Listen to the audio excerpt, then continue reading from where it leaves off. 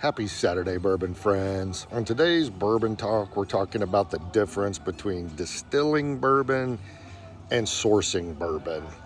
That's as it relates to distillers, because not all distillers actually physically make their own bourbon.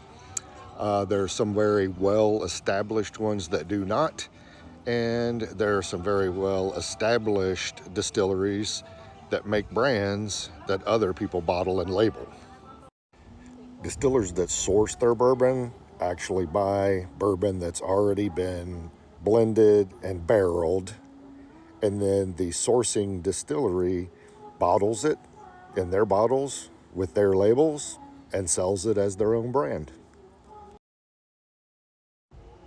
By no means does it mean that it's cheaper bourbon because it's sourced, and there is no lesser quality, as some of the most sought-after bourbons are sometimes actually sourced bourbons. Some of them are sourced from some of our favorite distilleries that make the stuff that we all already love, so you know it's quality stuff.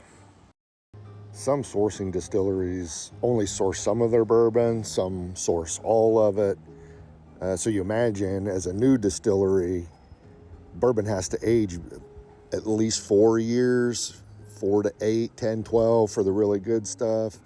So once you start a new distillery, you can't release anything for that long unless you source it. Others just do it for productivity reasons and various other things. But here are some that do at least some of their bourbons. Angel's Envy actually does their base Angel's Envy. Jefferson's does their Jefferson's Ocean. Redwood Empire, High West, Widow Jane. Those are just a few of the ones you may have heard of that might surprise you.